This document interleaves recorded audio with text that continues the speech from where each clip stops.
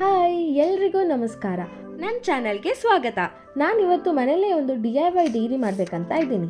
So ಅದಕ್ಕೆ ಬೇಕಾಗಿರೋ things ಯಾವ್ದ್ಯಾವುದು ಅಂದರೆ ಒಂದಷ್ಟು A4 ಶೀಟ್ಸ್ ತೊಗೊಂಡಿದ್ದೀನಿ, ಆಮೇಲೆ ಒಂದು old cloth and one cardboard sheet, old ನೋಟ್ಬುಕ್ತು, ಆಮೇಲೆ ಒಂದು ಥ್ರೆಡ್ ಆ್ಯಂಡ್ ನೀಡಲ್, ಆಮೇಲೆ scissors, scale and cutter, other etcetera things.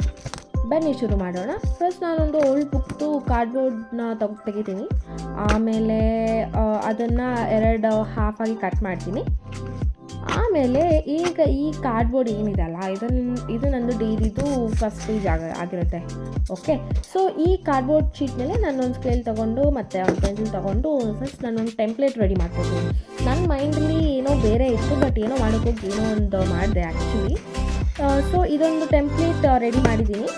ಈ ಟೆಂಪ್ಲೇಟ್ನ ಇವಾಗ ನಾನು ಫೋಲ್ಡ್ ಮಾಡ್ಕೊತಿದ್ದೀನಿ. ಈ ಟೆಂಪ್ಲೇಟ್ ಡೀಟೇಲ್ಸ್ ನಿಮ್ಗೆ ಏನಾದರೂ ಇದೇ ಥರ ಬೇಕು ಅಂತಂದರೆ ಕಮೆಂಟ್ ಮಾಡಿ, ನಾನು ಇದ್ರ ಮೇಲೆ ಒಂದು ಸಪ್ರೇಟ್ ವೀಡಿಯೋ ಮಾಡ್ತೀನಿ, ಇಲ್ಲಾಂದರೆ ನಾನು ನಿಮಗೆ ಟೆಂಪ್ಲೇಟ್ನ ಕಳಿಸ್ಕೊಡ್ತೀನಿ.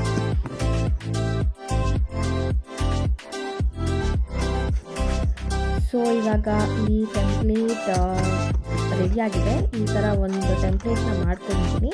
ಇದ್ರದ್ದು ಮೆಷರ್ಮೆಂಟ್ ಅಥವಾ ಸೈಜ್ ಏನೇನಿದೆ ಅದೆಲ್ಲ ಬೇಕು ಅಂತಂದರೆ ಕಮೆಂಟ್ ಮಾಡಿ. ಇವಾಗ ನಾನು ಎಕ್ಸ್ಟ್ರಾ ಪೀಸ್ ಏನಿದೆ ಇದನ್ನ ಕಟ್ ಮಾಡ್ಕೊತಾ ಇದ್ದೀನಿ. ನನಗೆ ಒಂದು ಚಿಕ್ಕದಾಗಿ ಒಂದು ಡೈರಿ ಬೇಕಾಗಿತ್ತು, ನನ್ನ ಪರ್ಸಲ್ಲಿ ಎಲ್ಲ ಕಡೆ ಫಿಟ್ ಆಗೋ ಥರ, ಎಲ್ಲ ಕಡೆ ಟ್ರಾವೆಲ್ ಮಾಡುವಾಗ ನಾನು ತೊಗೊಂಡು ಹೋಗೋಕ್ಕೆ ಈಸಿ ಆಗಲಿ ಅಂತ ಚಿಕ್ಕದಾಗಿ ಮಾಡ್ಕೊತಾ ಇದ್ದೀನಿ. ಇವಾಗ ಟೆಂಪ್ಲೇಟ್ ರೆಡಿ ಆಗಿದೆ. ನಾನೀಗ A4 ಶೀಟ್ ತೊಗೊಂಡು ಪೇಜಸ್ ರೆಡಿ ಮಾಡ್ಕೊತಾ ಇದ್ದೀನಿ. ಇದು A4 ಶೀಟ್ ಅಲ್ಲ, ನಾನು A3 ಶೀಟ್ ತೊಗೊಂಡಿದ್ದೀನಿ. ಇದನ್ನ ನಾನು ಕಟ್ ಮಾಡ್ಕೊತಾ ಇದ್ದೀನಿ ನನಗೆ ಬೇಕಾಗಿರೋ ಸೈಜ್ ಮೇಲೆ. ನನಗೆ ಆ್ಯಕ್ಚುಲಿ ಚಿಕ್ಕ ಸೈಜ್ ಬೇಕಾಗಿತ್ತು, ಸೊ ನಾನು ಫೋಲ್ಡ್ ಮಾಡಿಕೊಂಡು ನನಗೆ ಬೇಕಾಗಿರೋ ಸೈಜ್ಗೆ ನಾನು ಕಟ್ ಮಾಡ್ಕೊತಾ ಇದ್ದೀನಿ ಶೀಟ್ಸ್ನ.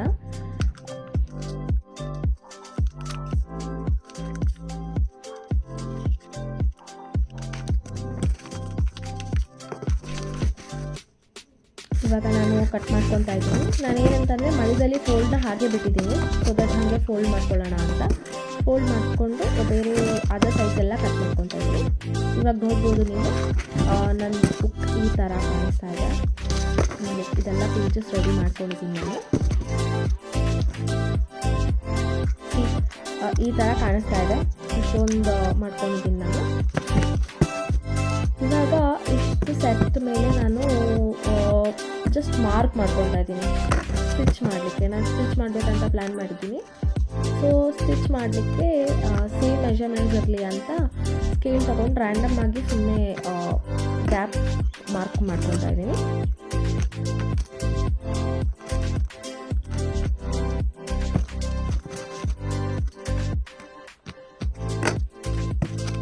ಸೊ ನೀವು ನೋಡ್ಬೋದು ಈ ಥರ ಮಾರ್ಕ್ ಮಾಡ್ಕೊಂಡಿದ್ದೀನಿ. ಈ ಮಾರ್ಕ್ ಮೇಲೇ ನಾನು ಸ್ಟಿಚ್ ಮಾಡ್ತೀನಿ ಲೇಟರ್. ಇವಾಗ ನಾನೊಂದು ಸೂಜಿ ತೊಗೊಂಡು ನಾನು ಎಲ್ಲಿ ಮಾರ್ಕ್ ಮಾಡಿದ್ದೀನಿ ಅಲ್ಲೇ ಸ್ಟಿಚ್ ಮಾಡ್ಕೊತಾ ಇದ್ದೀನಿ. ಫಸ್ಟ್ ನಾನು ಹೋಲ್ಸ್ ಮಾಡ್ಕೊಳ್ಳೋಣ ಅಂತ ಹೋಲ್ಸ್ ರೆಡಿ ಮಾಡ್ತಾ ಇದ್ದೀನಿ.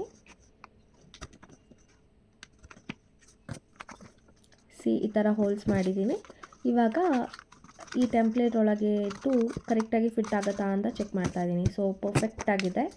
ಇವಾಗ ನಾನು ಆ್ಯಕ್ಚುಲಿ ಸ್ವಲ್ಪನೇ ಶೀಟ್ಸ್ ತೊಗೊಂಡು ಒಂದು 10 ಶೀಟ್ಸ್ ಹಂಗೆ ತೊಗೊಂಡು ನಾನು ಸ್ಟಿಚ್ ಮಾಡೋಕ್ಕೆ ಶುರು ಮಾಡಿದೆ. ನಮ್ಮ ಸ್ಟಿಚ್ ಈ ಥರ ಕಾಣಿಸುತ್ತೆ, ನೀವು ನೋಡ್ಬೋದು. ಈ ಸೂಜಿಗೆ ದಾರ ಹಾಕೋದೇ ಒಂದು ತುಂಬ ದೊಡ್ಡ ಟಾಸ್ಕ್ ಆಗಿತ್ತು ನನಗೆ. ನಾನಂತೂ ಎಷ್ಟು ಶೀಟ್ಸ್ ಹೊಲಿಲಿಕ್ಕೆ ಎಷ್ಟು ಸಲ ಸೂಜಿಗೆ ದಾರ ಹಾಕಿದ್ದೀನಿ ನನಗೆ ಗೊತ್ತಿಲ್ಲ. ನನಗಂತೂ ಸಾಕಾಗೋಯ್ತು ಹಾಕಿ. ಅಪ್ಪ ಫೈನಲಿ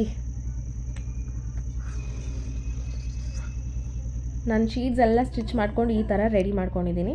ಈಗ ನಾನೇನು ಟೆಂಪ್ಲೇಟ್ ರೆಡಿ ಮಾಡಿದ್ದೆ ಅದಕ್ಕೆ ಒಂದು ವ್ರ್ಯಾಪ್ ರೆಡಿ ಮಾಡೋಣ ಅಂತ ಅಂದ್ಕೊಂಡು ಒಂದು ಓಲ್ಡ್ ಕ್ಲಾತ್ದು ಒಂದು ಡಿಸೈನ್ ಕಟ್ ಮಾಡಿಕೊಂಡು ಅದನ್ನ ವ್ರ್ಯಾಪಾಗಿ ಯೂಸ್ ಮಾಡೋಣ ಅಂತ ಅಂದ್ಕೊಂಡೆ.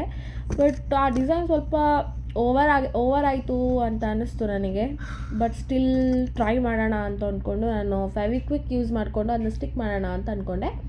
ಟೆಂಪ್ಲೇಟ್ನ ಇಟ್ಟು ಫೆವಿಕ್ವಿಕ್ ಹಾಕಿ ಕ್ಲಾತ್ ಅದ್ರ ಮೇಲೆ ಇಟ್ಟ ತಕ್ಷಣವೇ that was a very bad idea actually Fevikwik use ಮಾಡಿದ್ದು. ಕ್ಲಾತಿಗೆ ಫೆವಿಕ್ವಿಕ್ಕಿಗೆ ಸೂಟ್ ಆಗಲಿಲ್ಲ. ಸೊ ತುಂಬ ಇರಿಟೇಷನ್ ಫೀಲ್ ಆಯಿತು ನನ್ನನ್ನು ಪೇಸ್ಟ್ ಮಾಡ್ತಾ ಇರುವಾಗ. ಮತ್ತು ಆ ಕೆಮಿಕಲ್ ರಿಯಾಕ್ಷನ್ಗೆ ನನ್ನ ಐಸ್ ಕೂಡ ತುಂಬ ಉರಿಲಿಕ್ಕೆ ಶುರು ಆಯಿತು. So that was a very bad idea. ಅದು ಫ್ಲಾಪ್ ಆಯ್ತು ಆ್ಯಕ್ಚುಲಿ. ನೀವು ನೋಡ್ಬೋದು ನನಗೆ ಎಷ್ಟು ಕಣ್ಣು ಉರಿತಾಯಿದೆ ಅಂತ.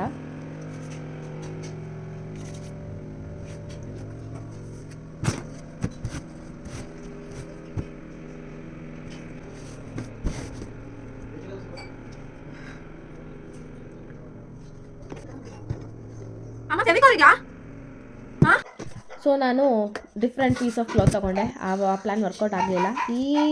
ಇದು ಸ್ವಲ್ಪ ಪ್ಲೇನ್ ಕ್ಲಾತ್ ಆಗಿತ್ತು. ಈ ಪ್ಲೇನ್ ಕ್ಲಾತ್ನ ತೊಗೊಂಡು ರ್ಯಾಪ್ ಆಗಿ ನಾನು ಹೊಲಿಲಿಕ್ಕೆ ಶುರು ಮಾಡಿದೆ. ಅವತ್ತು ನಮ್ಮ ಮನೇಲಿ ಫೆವಿಕಾಲ್ ಇರಲಿಲ್ಲ. ಸೊ ನಾನು ಸ್ಟಿಚ್ಚಿಂಗ್ ಮೆಥಡ್ ಯೂಸ್ ಮಾಡಿಕೊಂಡು ಇದನ್ನ ಕಂಪ್ಲೀಟ್ ಆ ಟೆಂಪ್ಲೇಟ್ ಮೇಲೆ ಸ್ಟಿಚ್ ಮಾಡಿಕೊಂಡೆ. ಸೊ ನೀವು ನೋಡ್ಬೋದು ಈ ಥರ ಸ್ಟಿಚ್ ಮಾಡ್ಕೊಂಡು ರೆಡಿ ಮಾಡ್ಕೊಂಡಿದ್ದೀನಿ. ಚಿಕ್ಕದಾಗಿ ಸ್ಟಿಚ್ ಮಾಡಿಕೊಂಡು ಕಂಪ್ಲೀಟಾಗಿ ರ್ಯಾಪ್ ರೆಡಿ ಮಾಡಿದ್ದೀನಿ. ಸೊ ಇನ್ನೊಂದು ಐಡಿಯಾ ತಲೆಗೆ ಬಂತು.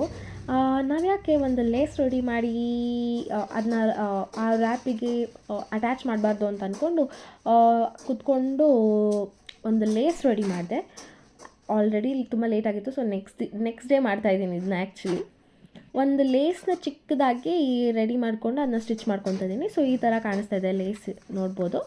ಈ ರ್ಯಾಪ್ ಮೇಲೆ ಈ ಥರ ಸುತ್ತಬಿಟ್ಟು ಲೈಕ್ ಲಾಕ್ ಮಾಡೋ ಥರ ರೆಡಿ ಮಾಡ್ಕೊಂಡಿದ್ದೀನಿ.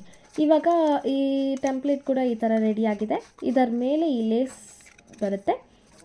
ನಾನೇನು ಶೀಟ್ಸ್ ಕ್ರಿಯೇಟ್ ಮಾಡ್ಕೊಂಡಿದ್ದೀನಲ್ಲ, ಈ ಶೀಟ್ಸ್ನ ಮಧ್ಯದಲ್ಲಿ ಇಟ್ಟು ಈ ಲೇಸ್ನ ಸುತ್ತ ರ್ಯಾಪ್ ಮಾಡಿ ಲಾಕ್ ಮಾಡೋಕ್ಕೆ ಅಂತ ಪ್ಲ್ಯಾನಿಂಗ್ ಮಾಡಿದೆ. ಈಗ ಯು ಕ್ಯಾನ್ ಸಿ ನಮ್ಮದು ಡೈರಿ ಫೈನಲಿ ರೆಡಿ ಆಗಿದೆ. ರ್ಯಾಪ್ ಓಪನ್ ಮಾಡಿ ಬುಕ್ ಡೈರಿ ರೆಡಿ ಆಗಿದೆ. ನನಗಂತೂ ತುಂಬಾ ಖುಷಿ ಆಯಿತು.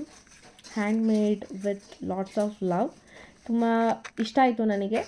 ಆ್ಯಂಡ್ ಯೂಸ್ ಮಾಡಲಿಕ್ಕೂ ಚೆನ್ನಾಗಿದೆ. ಆ್ಯಂಡ್ ಚಿಕ್ಕದಾಗಿ ಪುಟ್ಟದಾಗಿ ಕ್ಯೂಟ್ ಆಗಿದೆ. ನನಗಂತೂ ತುಂಬ ಖುಷಿ ಆಯಿತು. ನಾನಂತೂ ಇದರಲ್ಲಿ ಆಟ ಆಡ್ತಾಯಿದ್ದೆ ತುಂಬ ಸಲ, ಓಪನ್ ಕ್ಲೋಸ್ ಮಾಡಿಕೊಂಡು. ಇದೇನಂತಂದರೆ ಚಿಕ್ಕದಾಗಿ ಇದೆಲ್ಲ ಅದಕ್ಕೆ ಸೊ ಬ್ಯಾಗಲ್ಲೂ ಫಿಟ್ ಆಗುತ್ತೆ. ನಾನು ಎಲ್ಲ ಕಡೆ ಎತ್ಕೊಂಡು ಹೋಗ್ಬೋದು. ನನಗೆ ಅದೇ ತುಂಬ ಇಷ್ಟ ಆಗಿದ್ದು. ನೀವು ನೋಡ್ಬೋದು ಫೈನಲ್ ಔಟ್ಪುಟ್ ಈ ಥರ ಬಂದಿದೆ. ಈ ಥರ ಓಪನ್ ಮಾಡಿ ಬುಕ್ ಓಪನ್ ಮಾಡೋದು ಈ ಥರ